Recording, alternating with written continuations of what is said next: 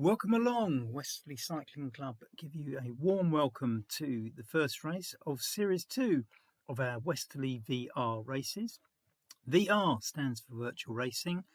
There are 12 races in Series 2, and we're easing you in with a nice, easy one for the first race. I say easy in terms of climbing, it's certainly easy. I'm sure that your fellow racers will put you to the test nevertheless. We're crossing over the M40 here. That's the main motorway highway between London and Birmingham. And once over this bridge, we're going to go into a descent, as you can see from the sign there, which will take us into Woburn Green. Now, Woburn Green is at the bottom of the valley, and from there on in, it's going to be fairly flat for most of the course. There's not a lot tactically that you really need to know, apart from one little rise and drop around Headser, where we just ease up the side of the valley a little bit and then drop down into Headser village before crossing the River Thames at Cookham. So you can see we're hurtling down towards Woburn Grange here. So it's a bit like starting on a ski slope. You're actually whizzing down from the get-go. I think in the actual race, concentration here, make sure that you don't find yourself slightly off the back of one of the groups that you're targeting. Once you're off one of these groups, it is hard to get back on again. So the hill's slightly easing off now. The name of this race, Fast Past Fawlty Towers. If you are British and of a certain age, you will know that Fawlty Towers was a classic British comedy series starring John Cleese, a hotel owner, and he had a hotel called Fawlty Towers. And the building they used to film all of the exterior shots of that is in Woburn Green. So we're going to be flying past it any second now. I'll point out where it used to be. Unfortunately, the building itself burnt down in the 1980s, so it's not there anymore, and it's got more modern housing built on the site. So you're not going to see it, but of course, because we come down that lovely fast descent, we will be fast past Fawlty Towers. So these houses here, just on your left, are on the site of the old Fawlty Towers building. So we hit Woburn Green, nice, typical English village, not the prettiest in the world, but it's nevertheless very, very pleasant. And the little road on the left there is the road up Windsor Hill. We're not actually close to Windsor, so I'm not sure why it's called Windsor Hill, but it is an official Cycling Time Trials hill climb course, and it's used by the West London Combine for their annual hill climb. And I'm sure some of the other cycling clubs use it for their hill climb competitions too. On the right, there's an even steeper hill up to Flackwell Heath, but that's a bit more of a main road, and it's not used as a cycling hill climb. But to say Windsor Hill, in fact, all the hills just to our left here are quite steep and are challenging, very much used by local cyclists, and competitively, used for Strava KOMs. And I think we're coming up to Wash Hill next. It's essentially the same hill, but it's the name of the road is Wash Hill. And I do remember recently going up there, and I'm by no means ever going to challenge the KOMs in Strava. And just remember some guy getting to the top who I passed on the way up, and he just said, "I've just done my personal best, and you spoilt it by going past me." But it is one of those where we test ourselves with all the short, sharp shock up one of those lanes. So, as I've been describing, this is not a race where you are going to have to sort of be very, very careful about the climbs. As I say, there's one coming up near Headser. There's a bridge here and there, but I don't think you'll notice them. So, as I say, most of this is going to be fast and furious. So, as long as your energy level is up and your power is working, and you can stay with the bunch and stay in your group and not get dropped, you'll be fine. And it'll all come down to a sprint finish at Dawley Common, as we'll see. So, the first bit of roadworks. The only novel thing about this roadworks is they're not actually working on the road. They're working on the building at the side of the road, which is so close to the road that they couldn't. So that's Wash Hill, just the road to our left there. So say it's the building that's being repaired rather than the road for once. But I think quintessentially we'll still call it roadworks. So coming out there, as I say, this is going to stay flat for some time until we get to the roundabout at the end and take a little bit of a left.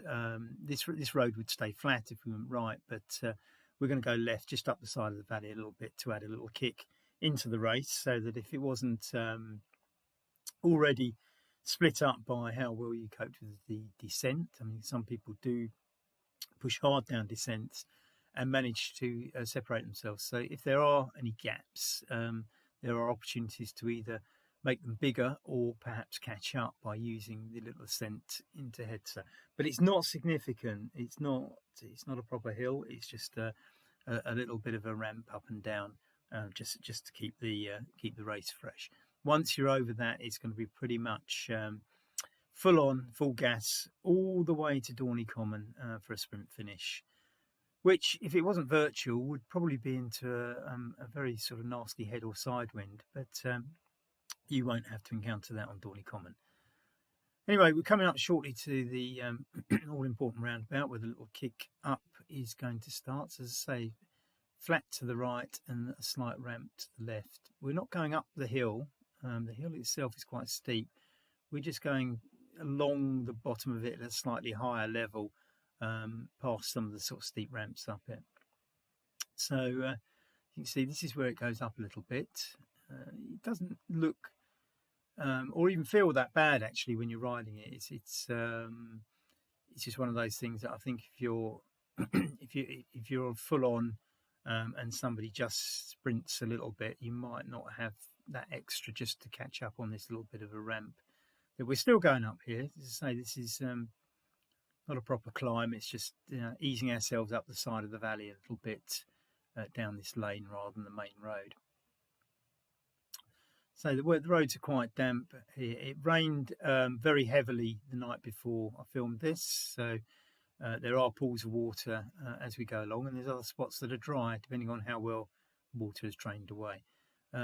One might think this would be slightly drier being elevated, but of course, we are on the side of a hill, so to our left it's going upwards and to our right it's going downwards as we go along the bottom or just before the bottom of the hill. Still climbing here, as you can see by the angle of the building. I mean, not a lot, but slightly going up, and sort of level with a small gradient, I suppose, at the moment. Now, very shortly, when we get past a few of these buildings, we will be taking the right-hand fork down the hill. So we've sort of kind of been up to the side of the hill, gone along it a little while, and then we're going to head off to the right down into Hedser. And so that you get a little descent during that section, which here we go. So that was over the potholes there. So we've got a sharp right. That was an easy right there because it's more of a fork. Got a sharp right at the bottom of this, which then drops us down into Hedser village, and then we get a sharp left along the road to Cookham Bridge. As I say, there are one or two bridges that we go over, but I don't think you'll particularly notice them on an RGT course. They're not very steep. I smooth the roads as well, so that so you don't get any sort of silly little ramps on the course. So it should be, if you're at full power and full speed, you should sail over the bridges. We won't, of course, because on this we have to stop at traffic lights. And quite a few of the Thames bridges are quite old and consequently built long before the motor age and weren't built for cars wide enough really for cars to go across them in both directions. So certainly when we get up to Cookham, we're going to have to stop at a traffic light before we can go over the bridge because they can only go in one direction at a time. But they're nice old bridges, and I think they add to the flavour and the charm of the area. So I don't think anybody's going to be taking them down too soon.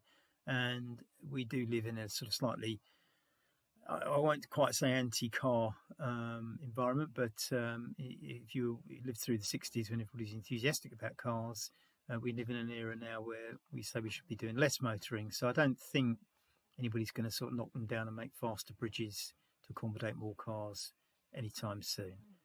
Like most things in politics, I'm sure the pendulum will swing, and in 30 years' time they'll be building nice fast bridges everywhere to keep us in our cars. Hopefully green, environmentally friendly cars, of course. So here we are. This is the road down to Cookham. This is a joy to ride. It's usually quite fast. It's almost disappointing when you get to Cookham Bridge, because inevitably the traffic light is always red, because, as I say, you can only let the traffic go in one direction at a time. If you pass some other cyclists who perhaps not going as fast as, the young lads got separated. Anyway, as I say, this is a nice fast bit of road to ride down. I mean, assuming it's not too windy in either direction, but you can actually get a decent speed up in both directions on this road most of the time, as I would expect the prevailing wind to come from the right generally, and that hedge shields you on the other side of the road. So, heading still towards Cookham Bridge, as you'll see, obviously we can edit this up so we don't have to sit and stare at a red traffic light forever. But in real life, we do have to slow down and stop at them. And you should begin to see the Cookham Bridge traffic queue coming up very shortly, if you can't already. So here we go. This is the queue to get over the bridge, and you see all the traffic coming the other way, so we're not going anywhere. And cyclists, a popular cycling road, this one. You usually have to wave and nod at quite a few cyclists, whichever direction you're going in. It seems the lights have changed and we're off the mark, but the guy in front, he is now. So this is Cookham Bridge. I mean, it's one of these old iron bridges from way back. It looks quite pretty from the river. As you go the river, you'll see that there's a white pub hotel type building just the other side of the river with a beer garden that looks at the bridge. Just behind there's a country club, which certainly was and maybe still owned by the John Lewis Partnership for its employees, and very pleasant gardens and river views from there too. As we go over this iron bridge, descending to Cookham, which is quite a pretty village, although we're not going to go down the high street, which is the cutest bit. There's the car park for the ferry, the name of the pub. That's not a ferry that goes over the river, it's the name of the pub. So as I say, Cookham's quite a pretty village, and we're not going to see the best of it. This is the centre of the village, and the high street is just to our right, where you can see those cars going down there now. There's a very, very nice bike shop just along there. I've never been in it, but it looks way out of my price range, and some very fancy bikes. It reminds me of those sort of clothes shops where they've sort of got one garment without the price on in the window. They seem to have sort of one bike there that looks hideously expensive, of a brand I'm not actually that familiar with. It probably one of those shops where if you need to ask what the price is, you can't afford it. So I might be wrong. As I say, it looks very exclusive to me, but I've never been in it. So we're coming out of Cookham and we are heading towards Maidenhead, and the water on our left is of course a puddle, but soon the water on our left will be the River Thames, because we're heading towards Maidenhead. We're going to go down to Maidenhead Bridge and across the river down to Dorney, and then we finish at Eaton Wick. Now, this is very much going along the river valley, and like most of this race, it's going to be flat because we are in the flat bed of a river valley.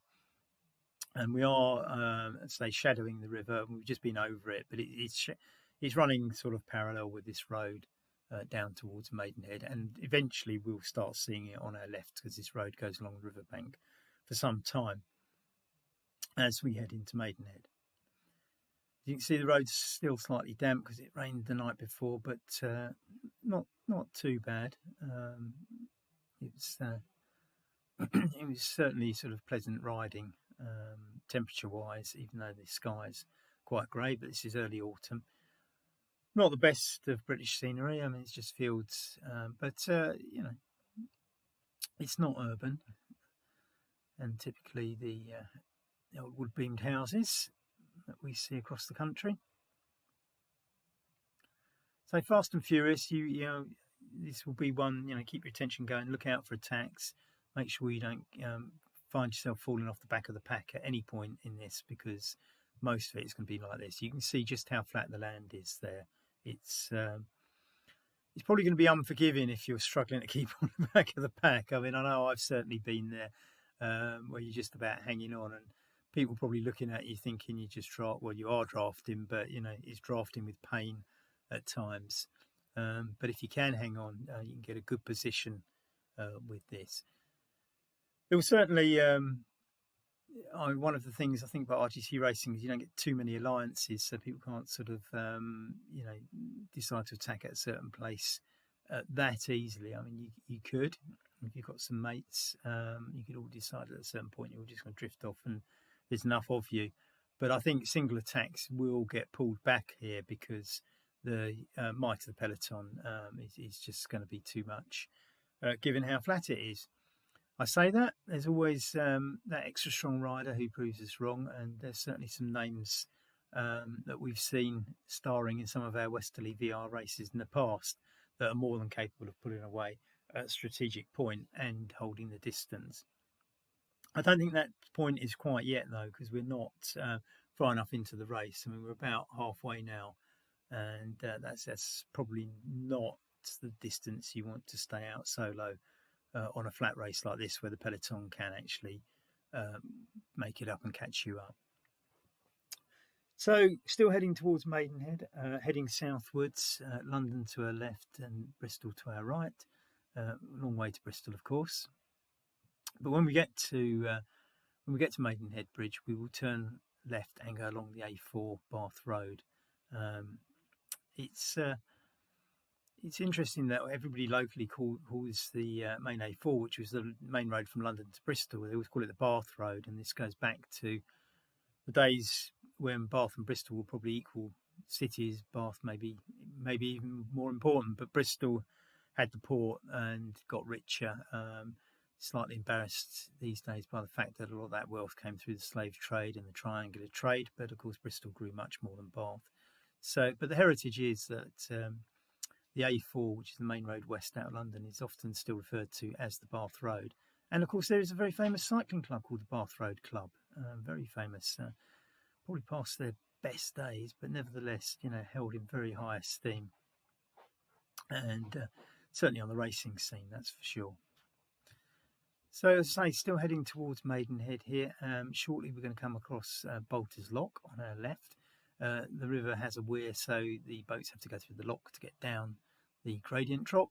On the right there is a cafe near Bolter's Lock, which a lot of cyclists use. It's not one I frequent, but I know some of our other local cycling clubs do use it as a venue and speak very highly of it.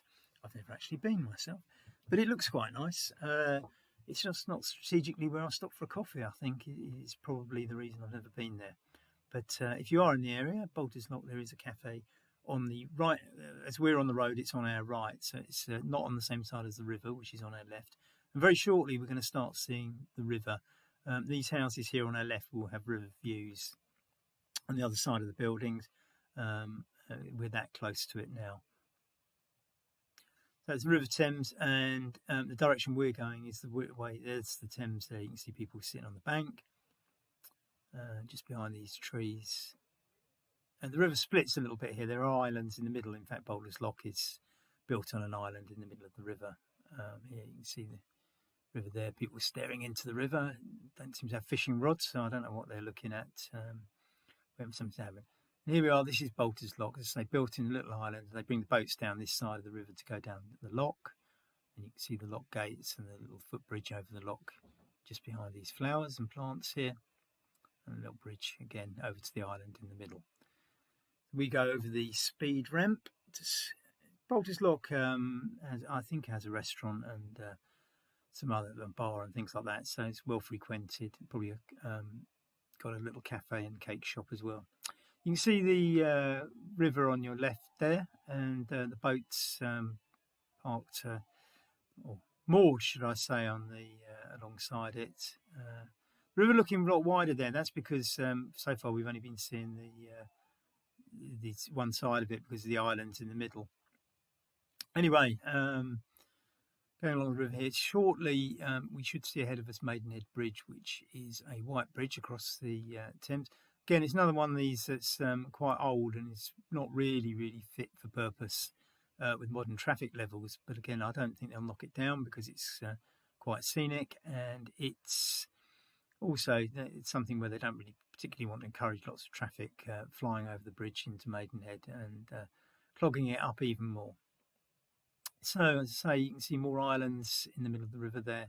And so the way the river's flowing, it's flowing towards London here, although we're riding southwards. The river really sort of, I suppose, technically heads more westwards, but it meanders. So the fact we're heading south along the river doesn't mean the river's eventually heading south. It eventually heads east, of course, and comes out into the North Sea near Southend. Right, so that's about that. We're coming up now to the roundabout where we're going to turn left over Maidenhead Bridge, past the. Well, I think there's only one hotel left now. It's as we go over the bridge, there's a hotel on the right, but the famous hotel was the other side of the river, Skindles. I don't think it's a hotel anymore. They redeveloped the area, and I think they've kept some of the facades, but knocked some of the old rickety building down. But in its heyday, Skindles had quite a reputation. I think it was used by the gentry as a place to have affairs.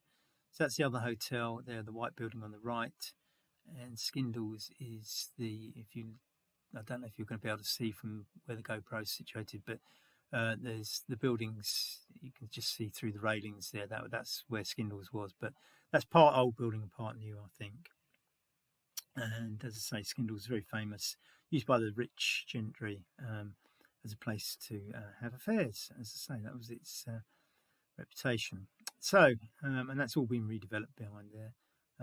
Nice new houses, and I cycled up there recently because the road was shut for ages when they were building the houses.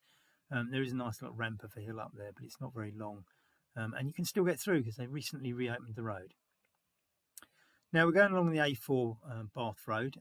We're heading towards London, and we're going into Taplow, just passing the sign for Buckinghamshire and Taplow there. And for many, many years, I thought this is what Taplow looked like.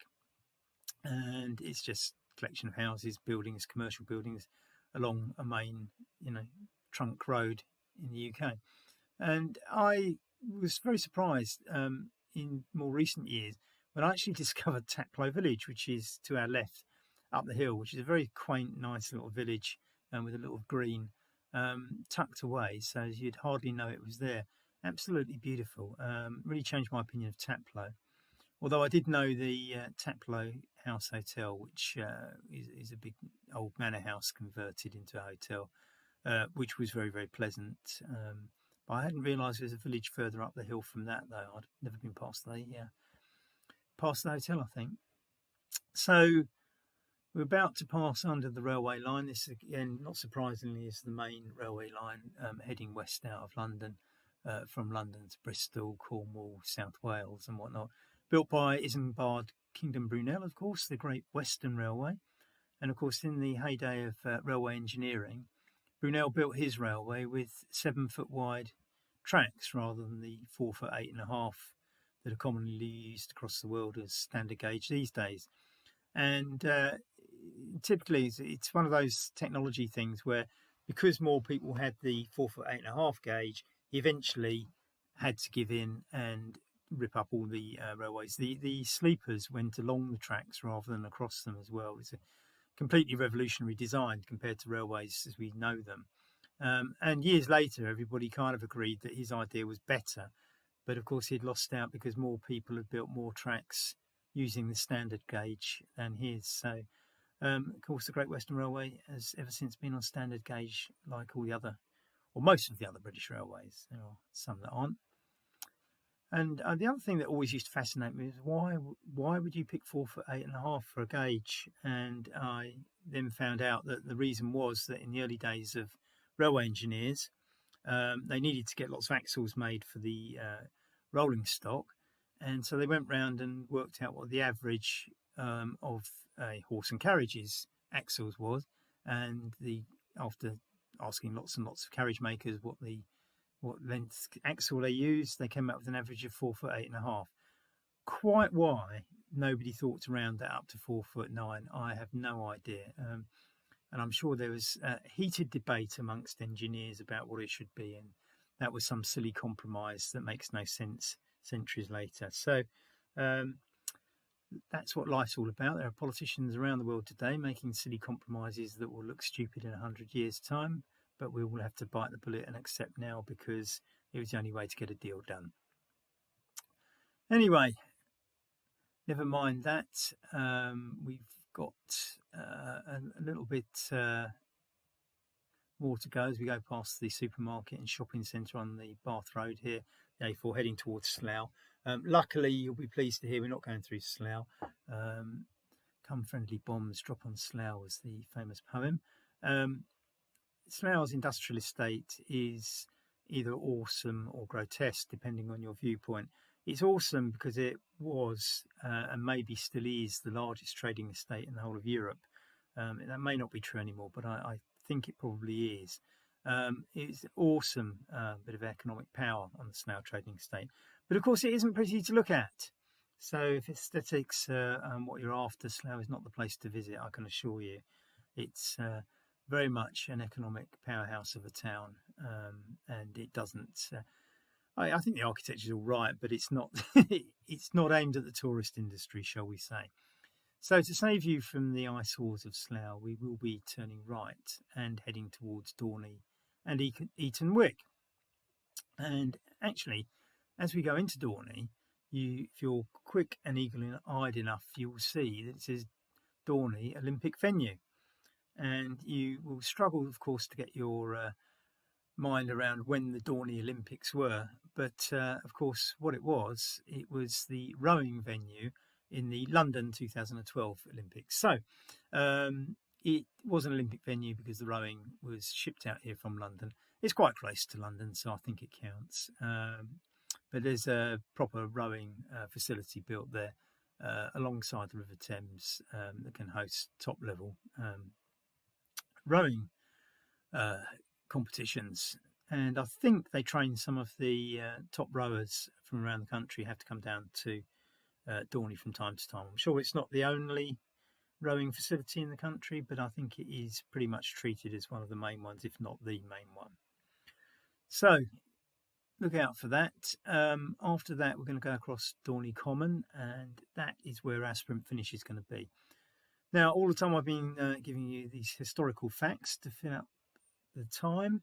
That's because there's nothing to report other than this road is pan flat, and you're going to be pedalling away, fast and furious as always, to either stay in the pack, try and break it, or just biding your time for this sprint at Dorney Common. I think this is going to definitely be a sprint finish. We have seen in some of the RGT races with Westerleigh VR where people just have that little power to sort of take themselves away with a couple of 100 metres to go and just hold everybody off. And maybe that's a tactic. You're going to have to decide on your own strengths. You know, if you're not the greatest sprinter, can you hold a distance by breaking out slightly early, or can't you? We shall see. You will find out, and I'm sure it's going to be absolutely thrilling. So one little minor ascent here. This is actually just a bridge over the motorway highway M4, which is again the London westwards road, take you down to Bristol and South Wales. Some roadworks on here. They've had to work on all the bridges along here. They were all I'm not sure what was wrong with them, but quite clearly they were all built at the same time when they built the motorway. But most of them have been replaced along here, and you can see to the right they appear to be building a new ramp up for a new bridge on this one. So some of the bridges have been closed along here for a little while. You can see the new bridge just to our right that they're building. So we'll be riding along that one possibly by the time you maybe not.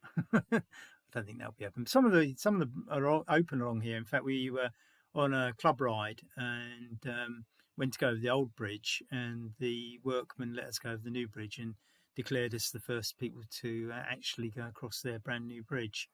It did occur to us that they'd all been walking backwards and forwards across it while they were building it and driving their dumper trucks backwards and forwards across it. But no, they pulled the gate back, and we actually were told that we were the first ones in. So that's just past the sign for Dorney. We're now at Dorney.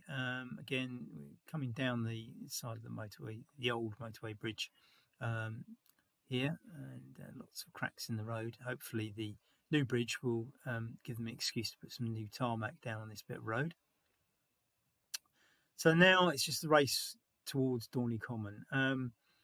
Probably, well, I'm thinking So this is probably, it's not much of a bridge, this one. You don't really notice that one so much.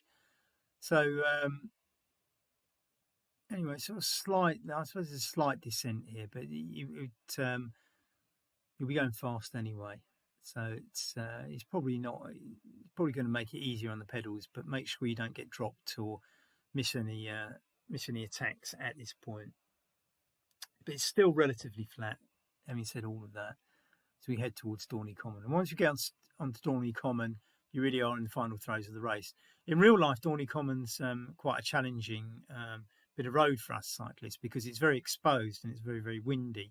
So what happens on a real ride down here, you're either absolutely flying because you've got the wind behind you, or you're absolutely struggling because you'll either have a headwind and it will be fierce because there's just nothing blocking the wind, or side winds. And certainly I've been out here on club rides where, you know, we've got into groups of threes and echeloned along Dorley Common just to get along it because of the, you know, how hard the wind is from the side. Usually the way we're going, we're heading southwards, the wind would come, if it is a side wind, it will come from our right, coming from the southwest.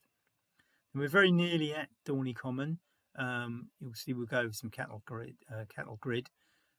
Common land, of course, in Britain is land where anybody can graze their cattle, sheep or whatever.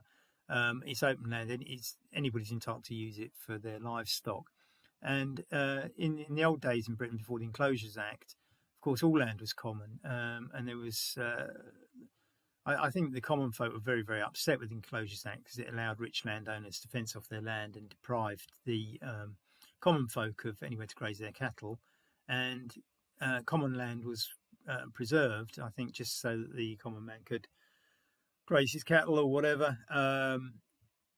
And there are some of these commons left where you know, people have the right to graze the cattle. And we went over the cattle grid, and you will see cattle on this common. Now you can see just how exposed it is here. I mean, it's dead flat. There's no trees or hedges to protect us. I'm sure that guy's struggling in that big fat coat with the wind, because it is often very, very hard riding along here, particularly in this direction, because the prevailing wind will come from our right and southwesterly direction.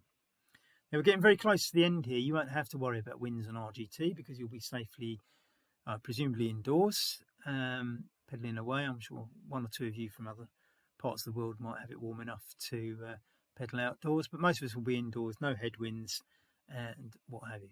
Now you can just about see a white house in the distance. That is where the finishing line is going to be. It's dead straight. We're going to go through some white gates over a cattle grid, and that will be it. We'll be entering Eton Wick there, which is the lesser Eton. The posh Eton is Eton, and the Eton Wick is just down the road, which is the village without quite the same reputation as the one with the famous school. It does flood along here. I think you can just see on your left there's some flood water on the common there, and on your right you can see some cows grazing that have been put out there by a local farmer, I'm sure. And we're getting ever closer to the finish now. You can see, as I say, it's where that white house is roughly. Once we get off the common, we've finished, and you can see the row of houses denoting where the common ends and private land begins. So by now you should be absolutely thrashing the legs, and you can see the white gates coming up. That is effectively the finishing line. And here we go. We're over the line. Thanks a lot. See you at the race. Good luck. Hope it all goes well for you.